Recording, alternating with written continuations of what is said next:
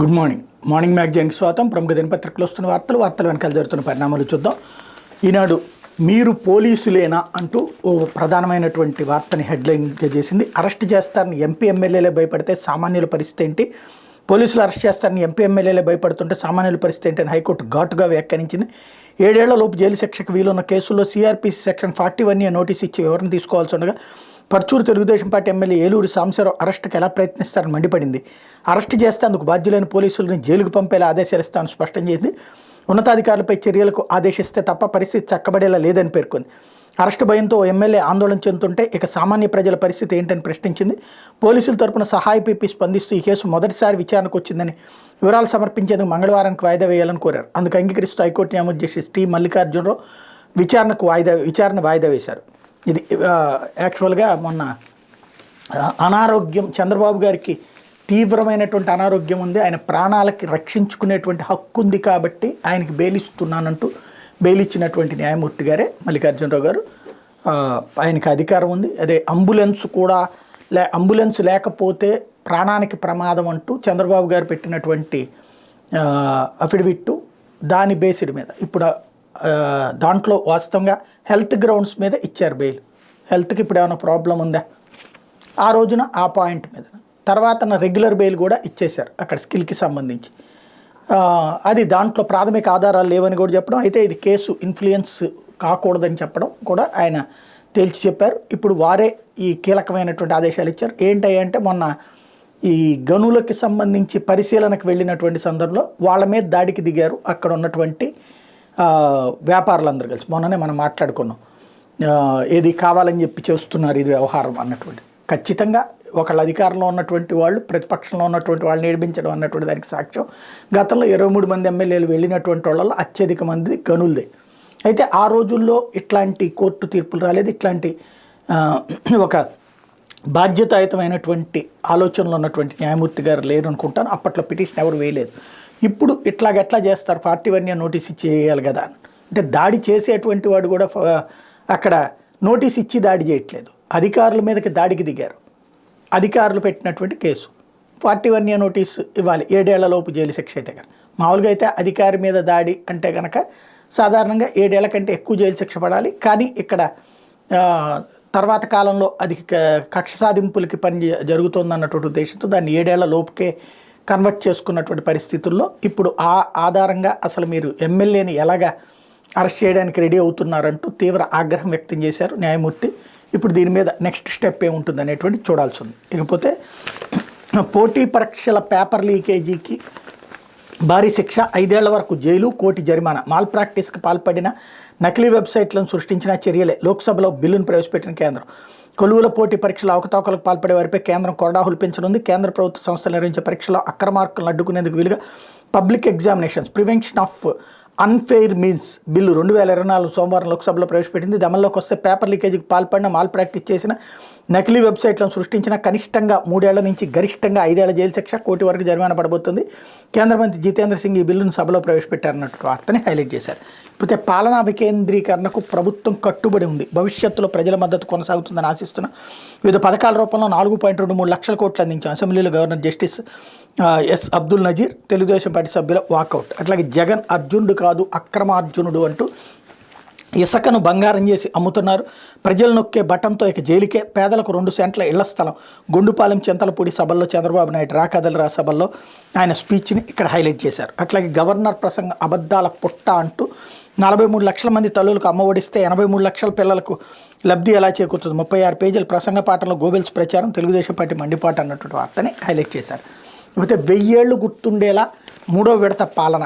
వచ్చే ఎన్నికల్లో బీజేపీకి 370 సీట్లు ఖాయం. మోడీ, మా మొదటి విడత పాలనలో 10 ఏళ్ల కాంగ్రెస్ పాపాలను కడిగేశాం, 2వ విడత పాలనలో సరికొత్త భారతానికి పునాది వేశాం, 3వ విడత పాలనలో అభివృద్ధి చెందిన భారతదేశంగా వేగంగా అడుగులు వేస్తాం, 3వ విడతలోనే 3వ అతిపెద్ద ఆర్థిక వ్యవస్థగా అవతరిస్తాం, ఇది మోడీ గ్యారంటీ. కాంగ్రెస్ అధికారంలో ఉన్నప్పుడు ద్రవ్యోల్బణం 2 అంకెల స్థాయిలో ఉండేది, మా హయాంలో దాన్ని నియంత్రించాం. ప్రస్తుతం 2 యుద్ధాలు, కోవిడ్ మహమ్మారి కారణంగా ధరలు కొంత అధికంగా ఉన్న నియంత్రణలోనే ఉన్నాయంటూ మోడీ స్పీచ్ని ఇక్కడ ప్రధానంగా హైలైట్ చేశారు. లేకపోతే జగన్ సర్కార్ని భూస్థాపితం చేస్తామంటూ దగా డిఎస్సిపై నిరుద్యోగుల ఆగ్రహం, 25,000 పోస్టులను ప్రకటించాలని డిమాండ్, విజయనగరం జిల్లా కోటకోడల్లో ఆందోళన చేస్తున్న డిఎస్సి అభ్యర్థులు అన్నటువంటి వార్తను హైలైట్ చేశారు. వాస్తవంగా ఇక్కడ దాంట్లోనే తెలుగుదేశం పార్టీ ఆ కార్యక్రమం నిర్వహించిందని కనబడుతుంది. కాకపోతే అది నిరుద్యోగుల కార్యక్రమం అన్నటువంటి విషయాన్ని ఇక్కడ ప్రధానంగా ప్రొజెక్ట్ చేస్తున్నారు. లేకపోతే కాకానిని కాపాడటమే లక్ష్యమా, నెల్లూరు కోర్టులో చోరీ కేసులో మంత్రి ప్రమేయం లేదనేందుకు సిబిఐ అత్యుత్సాహం, పరస్పర విరుద్ధంగా అభియోగ పత్రంలోని అంశాలు, దర్యాప్తు అంతా డొల్లే, వ్యవసాయ శాఖ మంత్రి కాకాని గోవర్ధన్ రెడ్డి నిందితుడిగా ఉన్న ఫోర్జరీ కేసులో ఆధారాలు, సాక్ష్యాలు, ఇతర పత్రాలతో కూడిన ప్రాపర్టీ నెల్లూరు కోర్టు నుంచి చోరీకి గురైన కేసులో ఆయన ప్రమేయం లేదని తేల్చేసేందుకు సిబిఐ తెగచ్చుత్సాహం ప్రదర్శించింది. మంత్రి కాపాడాలని ఏకైక లక్ష్యంతోనే దర్యాప్తు చేపట్టింది అన్నట్టుగా వ్యవహరించింది. సిబిఐ దాఖలు చేసిన అభియోగ పత్రాన్ని పరిశీలిస్తే ఎవరికైనా సరే ఇదేం పరిశోధన అనిపించకమందు. అందులో పేర్కొన్న అంశాలు అనేక అనుమానాలకు తావిస్తున్నాయి. ఈ చోరీ ఘటనతో కాకానికి సంబంధమే లేదంటూ చెప్పిన విషయాలు ఏవి తార్కికంగా లేవు, వాటి మధ్య పొంతం లేదు, కొన్ని మరీ హాస్యాస్పదంగానే సిబిఐ లాంటి ప్రఖ్యాత సంస్థ ఇలా లొసుకులతో దర్యాప్తు చేయడం ఏంటని విమర్శలు వ్యక్తం అవుతున్నాయి. చోరీ కేసులో నిందితుడైన సయ్యద్ హయత్, కాజా రసూల్ చిల్లర దొంగతనాలు చేసుకుంటూ ఫుట్పాత్లపై నివసిస్తుంటారని, వారి వద్ద కనీసం మొబైల్ ఫోన్లు కూడా లేవని అభియోగ పత్రంలో ఒక పేరాలో సిబిఐ పేర్కొంది. కాకాని గోవర్ధన్ రెడ్డి ఆయన సన్నిహితులు పిఏ కాల్ డేటా రికార్డులు తీసుకుని విశ్లేషించామని, వాటిల్లో వారు ఎక్కడా నిందితులతో మాట్లాడినట్లేదని మరో పేరాలో ప్రస్తావించి, దీన్ని బట్టి ఈ చోరీతో మంత్రికి ఎట్లాంటి సంబంధం లేదంటూ తేల్చేసింది. అసలు నిందితుల వద్ద మొబైల్ ఫోన్లే లేవని చెప్తూ మరి వారితో కాకాని ఆయన సంబంధికులు ఎవరు మాట్లాడినట్టు కాల్ డేటా రికార్డులు ఎక్కడా లేదని పేర్కొన్న హాస్యాస్పదం కదా. అసలు నిందితు వద్ద మొబైల్ ఫోన్లే లేకపోతే వారితో మాట్లాడినట్టు కాల్ డేటా రికార్డు మాత్రం ఎలా లభిస్తాయి? కరెక్టే కదా. మరి అసలు వాళ్లే దొంగతనం చేశారు, కాకానితో సంబంధం ఉందని ఎట్ట రాశారు? ఇప్పటిదాకా సిబిఐ జగన్ కేసులలో సిబిఐ పెట్టిన ఛార్జ్షీట్లన్నీ కరెక్ట్ అంటూ దాదాపు 9-10 ఏళ్ల నుంచి ప్రజలకు చెప్తూనే ఉన్నారు. ఇప్పుడు దాదాపుగా 10 అంటే ఇప్పుడు 14-15 ఏళ్ల నుంచి చెప్తూనే ఉన్నారు. అదే ఇప్పుడు ఒక్క కాకాని గోవర్ధన్ రెడ్డి మీద సోమిరెడ్డి పెట్టిన కేసులో అందులో ఆధారాలు ఏమీ లేవని కానీ సిబిఐ విశ్వసనీయత లేని సంస్థ అయిపోయింది, పనికిమాలిన సంస్థ అయిపోయింది. మరి అదే సిబిఐ చెప్పినటువంటి ఛార్జ్షీట్లనే కదా రోజు పుంకాను కథనాలుగా మళ్ళీ పాత పేపర్లు తిరగేసి మరీ రాస్తుంది. మరి అప్పుడు సిబిఐ అట్లాంటిదని అందామా, లేకపోతే సిబిఐ చేసేది కరెక్ట్ అందామా? ఏదో ఒకటి క్లారిటీకి వచ్చి ఈనాడు వార్త రాస్తేనే బాగుంటుందేమో ఆలోచించుకోవాల్సి. ఇంకోటి సిబిఐ లాంటి వాళ్ళు మనం పేపర్లో రాశాం కదా అని చెప్పేసి చేస్తే దరిద్రంగా ఉంటుంది. దానికి సజీవమైనటువంటి సాక్ష్యం ప్రస్తుతం కనబడుతున్నటువంటి వ్యవహారం. లేకపోతే 1000 ఏళ్ళు గుర్తుండేలా 3వ విడత పాలన మళ్ళీ తమదే అధికారం అని ప్రధాని మోడీ అన్నటువంటి కాన్సెప్ట్లో ఇక్కడ ఎన్నికల్లో పోటీ చేసి ధైర్యాన్ని విపక్షాలు కోల్పోయాయి, దీర్ఘకాలం పాటు విపక్ష బెంచీలోనే కొనసాగాలని నిర్ణయించుకున్నాయి. వారి కోరికను భగవంతుడు నెరవేరుస్తాడని భావిస్తున్నా. కేంద్రంలో 3వసారి మా ప్రభుత్వం ఏర్పడే రోజులు ఎంతో దూరంలో లేవు, మహా అయితే మరో 100-125 రోజులు ఆగితే చాలు అని మోడీ పేర్కొన్నారు. దేశ ప్రగతి ప్రస్థానాన్ని రాష్ట్రపతి వివరిస్తే దాన్ని ప్రతిపక్షాలు తప్పుబడుతున్నాయని పేర్కొన్నారు. ఎన్నికల్లో ఓటమి కోసం వాళ్ళు తీవ్రంగా కష్టపడుతున్నారని చురకలంటించారు. ప్రతిపక్ష కాంగ్రెస్పై ప్రధాని తీవ్రస్థాయిలో విరుచుకుపడ్డారు. మైనార్టీల పేరిట ఎంతకాలం రాజకీయాలు చేస్తారు? దేశంలో ఒక మంచి విపక్షం ఉండాల్సిన అవసరం ఉంది, కానీ ఆ పాత్రను పోషించడంలో కాంగ్రెస్ విఫలమైంది. వారసత్వమే కాంగ్రెస్ దుకాణం మూసివేతకు కారణమవుతుంది. దానికి మల్లికార్జున ఖర్గే, ఆజాద్ బాధితులయ్యారని విమర్శించారు. ప్రతిపక్షాల నేతలు ఈసారి ఎన్నికల్లో తమ స్థానాలను మార్చుకోవాలని చూస్తున్నారని, కొందరు రాజ్యసభ సీట్ల కోసం ప్రయత్నిస్తున్నారని ధ్వజమెత్తారన్నటువంటి వార్తని హైలైట్ చేశారు. అయితే ప్రజాస్వామ్యాన్ని కూని చేస్తే సహించం. చండీగఢ్ మేయర్ ఎన్నిక తీర్పై సుప్రీంకోర్టు ఆగ్రహం. చండీగఢ్ మేయర్ ఎన్నికల్లో కొన్ని బ్యాలెట్ పత్రాలను చెల్లకుండా చేయడంపై సుప్రీంకోర్టు ఆగ్రహం వ్యక్తం చేసింది. ప్రజాస్వామ్యాన్ని అపహాస్యం చేయడమని మండిపడింది. ఆ బ్యాలెట్లను మొత్తం వీడియోను భద్రపరచాలని ప్రధాన న్యాయమూర్తి justice D Y Chandrachud, justice J B Pardiwala, justice Manoj మిశ్రాల ధర్మాసనం సోమవారం ఆదేశించింది. ఎన్నికల్లో అవకతవకలు జరిగాయని దానిపై పంజాబ్ హర్యానా కోర్టును ఆశ్రయించినా ఎలాంటి మధ్యంతర ఉత్తర్వులు ఇవ్వలేదని పేర్కొంటూ ఆప్ కౌన్సిలర్ ఒకరు దాఖలు చేసిన పిటిషన్ సుప్రీంకోర్టు విచారణకు స్వీకరించింది. మేయర్ ఎన్నికను రద్దు చేసి మళ్లీ నిర్వహించాలని పిటిషనర్ కోరారు. దీనిపై చండీగఢ్ నగరపాలక సంస్థకు సుప్రీంకోర్టు నోటీసులు జారీ చేసింది. ఎన్నిక జరిగిన తీరుపై వీడియోను వీక్షించి ఆగ్రహం వ్యక్తం చేసింది. బ్యాలెట్ పత్రాలపై రిటర్నింగ్ అధికారి మార్పులు చేసినట్టు ప్రాథమికంగా కనిపిస్తోందని పేర్కొంది. ఇది ప్రజాస్వామ్యాన్ని పరిహసించడమే. జరిగిన దానిపై మేము దిగ్భ్రాంతి చెందాం. ప్రజాస్వామ్యాన్ని హత్య చేయడాన్ని అనుమతించేదే లేదు. ఆధారాలని భద్రంగా ఉండాలి. చండీగఢ్ నగరపాలక సంస్థ తదుపరి సమావేశాన్ని వాయిదా వేసుకోవాలని సీజే ఆదేశించారు. జనవరి 30 జరిగిన ఎన్నికల్లో కాంగ్రెస్ ఆప్ కూటమిపై బీజేపీ విజయం సాధించిన విషయం తెలిస్తే బీజేపీ 16 ఓట్లు, ఈ కూటమికి 12 ఓట్లు తెచ్చుకోగా 8 ఓట్లు చెల్లకుండా చేయడంపై ఆ రోజే వివాదం రేగింది అన్నటువంటి వార్తని హైలైట్ చేశారు. లేకపోతే సాక్షి ప్రగతికి ప్రణామం అంటూ బడ్జెట్ సంయుక్త సమావేశాల్లో గవర్నర్ జస్టిస్ నజీర్ రాష్ట్రంలో పెరిగిన వృద్ధి రేటు, తగ్గిన పేదరికం, 4 ఏళ్లలో డీబీటీ నాన్ డీబీటీలతో పేదలకు 4.23 లక్షల కోట్ల లబ్ధి, విద్యా సంస్కరణలు, వైద్య విప్లవం, పారిశ్రామిక పురోభివృద్ధి, లాభసాటిగా సాగు, ప్రాజెక్టులకు పెద్దపీట, సచివాలయ వ్యవస్థలతో గడప వద్దకే సుపరిపాలన, సంక్షేమాన్ని అభివృద్ధిని మేళవించి రాష్ట్రాన్ని ముందుకు తీసుకెళ్లేందుకు ప్రభుత్వం చిత్తశుద్ధితో కృషి చేస్తోందని governor justice S Abdul Nazeer పేర్కొన్నారు. పేదరిక నిర్మూలన, రాష్ట్ర ప్రగతికి మానవ వనరుల్ని చొక్కానిగా చేసుకుని కార్యాచరణ వేగవంతం చేసిందన్నారు. నవరత్నాల పథకాలు సత్ఫలితాలను ఇస్తున్నాయన్నారు. నీతి ఆయోగ్ తాజా నివేదిక ప్రకారం ఏపీలో పేదరిక గణన నిష్పత్తి 2015-16లో 11.77% ఉంటే 22-23 నాటికి 4.19% తగ్గిపోయిందన్నటువంటి ఉపన్యాసాన్ని ఇక్కడ ప్రధానంగా హైలైట్ చేశారు. లేకపోతే 1000 ఏళ్ల అభివృద్ధికి పునాదంటూ మోడీ స్పీచ్ని వీళ్ళు కూడా హైలైట్ చేశారు. లేకపోతే వ్యక్తిగత లావాదేవీలతోనే తహసీల్దార్ హత్య, అంతకుడు రియల్టర్ మురారి సుబ్రహ్మణ్యం గంగారావు అరెస్ట్. చెన్నైలో పట్టుకున్న విశాఖపట్నం పోలీసులు భూ వ్యవహారం కారణంగా రమణయ్యని హత్య చేసినట్టు నిర్ధారణ. విశాఖ పోలీస్ కమిషనర్ రవిశంకర్ వెల్లడి. రాష్ట్రంలో సంచలనం సృష్టించిన విశాఖకు చెందిన తహసీల్దార్ రమణయ్య హత్య కేసు మిస్టరీ విడింది. వ్యక్తిగత లావాదేవీలు, భూ వ్యవహారాల కారణంగానే హత్య చేసినట్టు నిర్ధారణ అయింది. హత్య చేసి విశాఖ నుంచి విమానంలో చెన్నై పారిపోయిన రియల్టర్ మురారి సుబ్రహ్మణ్యం గంగారావుని సోమవారం అరెస్ట్ చేసిన నగర పోలీస్ కమిషనర్ డాక్టర్ ఏ రవిశంకర్ తెలిపారు. తహసీల్దార్ సనపల రమణయ్యను గత శుక్రవారం రాత్రి హత్య చేసిన మురారి సుబ్రహ్మణ్యం గంగారావు శనివారం ఉదయం వరకు విశాఖలోనే ఉన్నాడు. తర్వాత విశాఖ నుంచి బెంగళూరు మీదుగా చెన్నైకి ఎయిర్ ఇండియా ఎక్స్ప్రెస్ విమాన టికెట్ బుక్ చేసుకున్నాడు. మధ్యాహ్నం 3:30 గంటలకు విమాన సమయం అయినప్పటికీ ఉదయం 9:30 గంటల విమానాశ్రయం లోపలికి వెళ్ళినట్టు సీసీ కెమెరాలో రికార్డ్ అయింది. ఇది ఇలా ఉంటే గంగారావే తహసీల్దార్ని హత్య చేసినట్టు గుర్తించిన పోలీసులు అతని మొబైల్ ఆధారంగా చెన్నైకి టికెట్ బుక్ చేసుకున్నట్టు ముందుగానే గుర్తించారు. దాని ప్రకారం మధ్యాహ్నం ఎయిర్పోర్ట్లో సుబ్రహ్మణ్యం పేరుతో విచారించారు. ఆ పేరుతో ప్రయాణికులు ఎవరు లేరని ఎయిర్పోర్ట్ అధికారులు చెప్పడంతో పోలీసులు వెనక్కి వచ్చేశారు. అప్పటికే విమానాశ్రయం సీసీ కెమెరాలు పరిశీలించారు. పెద్ద పేరు ఉండటంతో పోలీసులు కానీ ఎయిర్పోర్ట్ అధికారులు కానీ పూర్తి స్థాయిలో నిందితుడి పేరును గుర్తించలేకపోయారు. దీంతో అంతకుడు విమానం ఎక్కి బెంగళూరు వెళ్ళాడు. అయితే అప్పటికే ఎయిర్పోర్ట్ అధికారుల సమాచారం ఉండడంతో బెంగళూరులో ఎయిర్ హోస్టెస్ మురారి సుబ్రహ్మణ్యం గంగారావు పేరును అనౌన్స్ చేయడంతో అనుమానించిన అతడు బెంగళూరు విమానాశ్రయం దిగిపోయాడు. బెంగళూరు నుంచి గంగారావు బస్సులో చెన్నైకి బయలుదేరాడు. అంతకుని పట్టుకునేందుకు చెన్నైకి వెళ్లిన ప్రత్యేక బృందం మొబైల్ సిగ్నల్స్ ఆధారంగా చెన్నై పోలీసుల సహకారంతో గంగారావుని చెంగల్పట్టు వద్ద అరెస్ట్ చేసింది. అక్కడి నుంచి ట్రాన్సిట్ ద్వారా విశాఖకు తీసుకొచ్చారు. కాగా హత్య జరగడానికి గల కారణాలపై డీసీపీ 1 మణికంఠ ఆధ్వర్యంలో పూర్తి స్థాయిలో విచారణ జరుగుతోందని సిపి రవిశంకర్ తెలిపారు. కన్వేయన్స్ డీడ్స్ విషయంలో జరిగిన వ్యక్తిగత వ్యవహారాల కారణంగానే హత్య చేసినట్టు గంగారావు చెప్పినట్టు తెలిపారు. గంగారావు తీవ్ర ఆర్థిక ఇబ్బందుల్లో ఉన్నాడు. అతడిపై హైదరాబాద్, విజయవాడ ప్రాంతాల్లో చీటింగ్ కేసులు ఉన్నట్టు తమ దర్యాప్తులో తేలిందని చెప్పారు.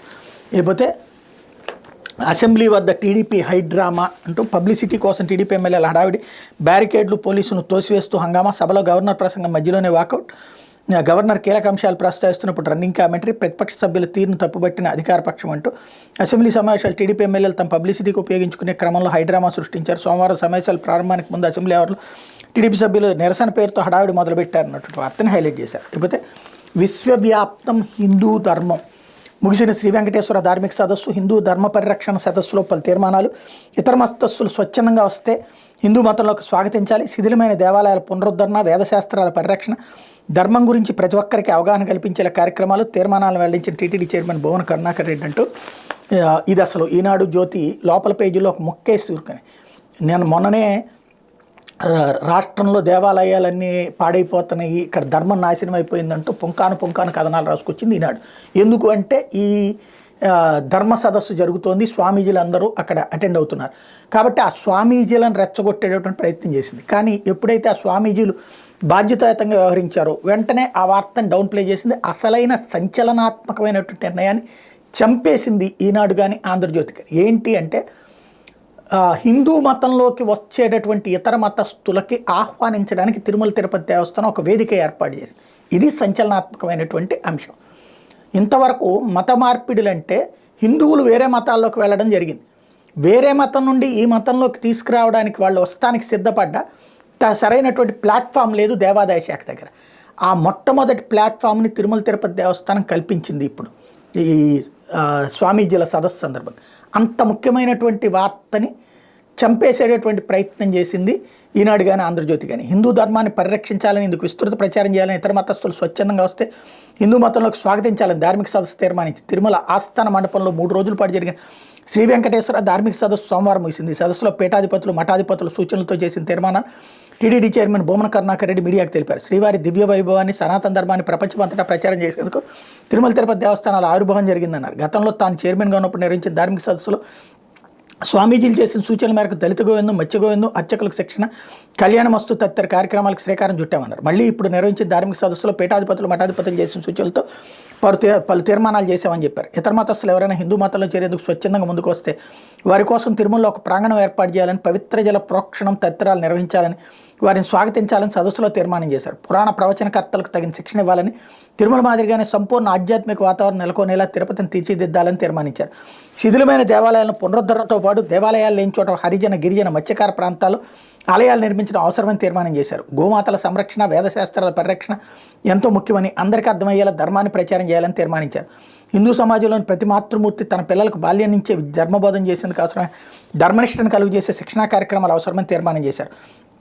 మతాంతీకరణ నివారణ కృషి చేయాలని, యువత మతాంతీకరణ గురవ్వకుండా ప్రత్యేక కార్యక్రమం అవసరమని, తిరుమల ప్రత్యేక జీవ వైవిధ్య క్షేత్రంగా పరిరక్షించాలని తీర్మానించారు. హిందూ సమాజంలో ఆత్మవిశ్వాసాన్ని పెంచడానికి తగిన శిక్షణా కార్యక్రమాలు నిర్వహించాలని, ద్రవిడ వేదానికి తగిన ప్రోత్సాహం అవసరమని, వివిధ పాఠశాలల్లో అమల్లో ఉన్న పాఠ్య ప్రణాళికలో హిందూ ధర్మానికి పెద్దపీట వేయాలని తీర్మానం చేశారు. తెలుగు సంస్కృతంలోని హిందూ ధర్మానికి సంబంధించిన అంశాలు అర్థం చేసుకునేందుకు పిల్లలకు, యువతకు ఆ రెండు భాషలు నేర్పించాలని, ధర్మ ప్రచారం కోసం అన్ని ప్రసార మాధ్యమాలను ఉపయోగించుకోవాలని తీర్మానించారు.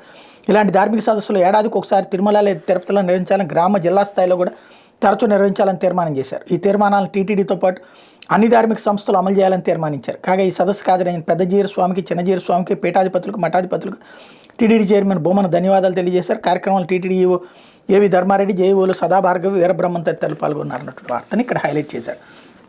లేకపోతే నాణ్యమైన విద్యుత్ సేవలే లక్ష్యం అంటూ ఏపీఆర్సీ కారణంగానే వినియోగదారులకు, డిస్కంలకు మెరుగైన సేవల పరిశీలనకు ప్రత్యేక అధికారుల నియామకం, బాధిత కుటుంబాలకు పరిహారం చెల్లింపు కోసం నియమావళి సవరణ అంటూ సాక్షితో chairman C V Nagarjuna Reddy statement కూడా ఇక్కడ ప్రధానంగా హైలైట్ చేశారు. లేకపోతే రా కదలిరా తుస్సు తుస్సు అంటూ ఏదైతే రోజు జగన్ సభల్లో జనం లేరు, ఖాళీ కుర్చీలు అంటూ వాళ్ళు ఫోటోలు వేసి, ఏది ఎక్కడో ఖాళీగా ఉన్న కుర్చీల ఫోటోలు వేసేసి హడావిడి చేస్తుంటే, ఇప్పుడు వాళ్ళ మీద రివర్స్ యాంగిల్లో సాక్షిలో వీళ్ళు అదే పని చేస్తున్నారు. జనం వస్తూనే ఉంటారు, మరీ రాకుండా అంత దరిద్రంగా ఏమి ఉండదు. కానీ ఖాళీ కుర్చీలు అంటే ఎక్కడో లాంగ్ నుంచి ఖాళీ కుర్చీల ఫోటోలు తీసేసి, లేకపోతే కనబడకపోయేటప్పుడు సాధారణంగా వెనకొన్నోళ్ళు ముందుకు వచ్చేస్తారు, అప్పుడు అక్కడ ఖాళీగా ఉంటాయి కుర్చీలు. ఆ కుర్చీల ఫోటోలు తీసేయడం అనేది రెండు పార్టీలకు సంబంధించిన పత్రికలు, అటు ఈనాడు జ్యోతి వైసీపీ మీద, ఇప్పుడు సాక్షి వాళ్ళ మీద చేసుకొస్తుంది. తెలుగుదేశం పార్టీ ఆధ్వర్యంలో అనకాపల్లి జిల్లా కేకోటపాడు మండలం గొండుపాలెం, ఏలూరు జిల్లా చింతలపూడిలో సోమవారం నిర్వహించిన రాకదలరా సభలు తుస్సుమన్నాయి. పార్టీ అధ్యక్షుడు చంద్రబాబు నాయుడు ప్రసంగించిన సమయంలోనే సగం కుర్చీలు ఖాళీ అయ్యాయి. వైఎస్ఆర్సీపీ భీమిలి ఎన్నికల శంకారావం సిద్ధం, సభకు ధీటుగా వీటిని నిర్వహించాలని యత్నించిన టీడీపీ చివరకు అబాస్పాలైంది. గత వారం రోజులుగా అనుకూల మీడియా వార్తలు టీడీపీ సన్నాహక సమావేశాలు 2 లక్షల మందితో గొండుపాలెం సభ నిర్వహిస్తున్నట్టు ఊదరగొట్టారు. సీన్ కట్ చేస్తే 2 సభల్లో కుర్చీలన్నీ ఖాళీగా కనిపించడం నేతలందరూ అవాక్కై పార్టీ పరిస్థితిపై తలలు పట్టుకున్నారంటూ ఒక కథను రాసుకొచ్చింది. ఇది కుకింగ్ స్టోరీ, నో డౌట్ అందులో. ఇకపోతే ఆంధ్రజ్యోతి, మాకు 370 సీట్లు, బీజేపీ సొంతగా గెలుస్తుంది, ఎన్డీఏ స్కోర్ 400 దాటుతుంది, 100 రోజుల్లో నా 3వ దఫా షూరు, ఈసారి 1000 ఏళ్ళు గుర్తుండేలా పాలన, 3వ అతిపెద్ద ఆర్థిక వ్యవస్థగా భారతదేశానికి బలమైన ప్రతిపక్షం అవసరం, కాంగ్రెస్ ఆ పని చేయదు, ఇతరుని చేయనివ్వదు, ఆ పార్టీకి తాళమే, దశాబ్దాలుగా అధికారంలో ఉంది, అయితే సమయం ప్రతిపక్షంలో ఉండాలి, ఓబీసీలు లేరంటారేంటి, నేనే ఓబీసీని, లోక్సభలో ప్రధాని నరేంద్ర మోడీ, వచ్చే లోక్సభ ఎన్నికల్లో బీజేపీ సొంతంగా 370 సీట్లను ఖచ్చితంగా గెలుస్తుందని, మొత్తంగా ఎన్డీఏ కూటమి 400 పైగా సీట్లను గెలుస్తుందని, సాధిస్తుందని ప్రధానమంత్రి నరేంద్ర మోడీ ధీమా వ్యక్తం చేశారు. తన 3వ దఫా ప్రభుత్వంలో భారతదేశానికి వచ్చే 1000 ఏళ్లకు అవసరమైన పునాది వేసేలా చాలా పెద్ద నిర్ణయాలు తీసుకుంటామని చెప్పారు. తన 3వ దఫా పాలన ఎంతో దూరంలో లేదని 100-125 రోజుల్లో ప్రారంభమవుతుందన్నారు. రాష్ట్రపతి ప్రసంగానికి ధన్యవాదాలు తెలిపే తీర్మానంపై జరిగిన చర్చకు సమాధానం ఇస్తూ మోడీ సోమవారం లోక్సభలో మాట్లాడి దాదాపు 100 నిమిషాల పాటు కొనసాగినటువంటి అంశాన్ని గురించి ఇక్కడ హైలైట్ చేశారు. లేకపోతే ఇండియా కూటమి గెలిస్తే రిజర్వేషన్లపై 50% పరిమితి ఎత్తేస్తాం, దేశవ్యాప్తంగా కొలగణం చేపడతాం, రాహుల్ గాంధీ హేమంత్ సోరెన్ సతీమణికి పరామర్శ అన్నటువంటి వార్తని హైలైట్ చేశారు. లేకపోతే ఈసీలో దొంగలు పడ్డారు, రాష్ట్ర ఎన్నికల కార్యాలయంలో చొరబడ్డ ఐపాక్ కీలక డేటా మొత్తం చోరీ, ఇప్పటికే కలకాలం రేపుతున్న ఓట్ల దొంగలు ఇప్పుడు ఏకంగా ఈసీలోకి దొంగల చొరబాటు వ్యవహారం వెలుగులోకి. సీఈఓ కార్యాలయంలో ఉద్యోగులుగా చేరిన ఇద్దరికి ఐపాక్తో సన్నిహిత సంబంధాలు, వారిలో ఒకరు ఐటీ ప్రాజెక్ట్ మేనేజర్ హోదాలో ప్రవేశం, ఈసీ కార్యాలయంలో కీలక విభాగాలపై కన్ను, నమ్మి లాగిన్లు వారిద్దరి చేతిలో పెట్టిన అధికారులు, అదే అదనంగా డేటా అంతా చాపు చుట్టేశారు, 2 నెలలు మాత్రమే అక్కడ విధులు, ఈలోపే హార్డ్ డిస్కులు, మెయిల్స్ మొత్తం కాపీ, తీవ్ర ఆందోళనలో రాష్ట్ర ఈసీ అధికారులు అంటూ ఒక కుకింగ్ స్టోరీ రాసుకొచ్చింది. ఈసీ దగ్గర ఏముంటాయి, ఏమైనా ఆస్తులు ఉంటాయా, లేకపోతే కనుక అక్రమాస్తులు ఉంటాయా? ఈసీ దగ్గర ఉండేది ఏంటి, ఓటర్ ఐడీలు. ఓటర్ ఐడీలు ఆల్రెడీ ఓటర్ లిస్టులో ఇచ్చిన తర్వాత ఇంకా అందులో దొంగతనం చేసేది ఏంటి? అక్కడ ఎవడో పనిచేసి మానేసి ఉంటాడు, ఆడెవడో వైసీపీకి లింక్ అయ్యి ఉన్నాడో అయి ఉంటాడు. దాన్ని ఇక్కడ ట్విస్ట్ చేసినటువంటి వ్యవహారం, అంతమించి మరేం ఉండదు. ఈసీ దగ్గర నుంచి ఏ డేటా ఎత్తుకుపోవాలా? ఓపెన్గానే కాగితాలన్నీ ఇస్తుంటే ఈసీ దగ్గర ఇంకేం డేటా ఉంటుంది? కామన్ సెన్స్తో ఆలోచిస్తే క్లారిటీ వస్తుంది. కాబట్టి కామన్ సెన్స్ కంటే కూడా ఇక్కడ కన్ఫ్యూజన్లో జనాలు కొట్టేయాలన్నటువంటి రూట్ కాబట్టి నడుస్తుంది. లేకపోతే వ్యాపారవేత్తలపై ప్రతీకార చర్యలు పెరిగిపోతున్నాయి.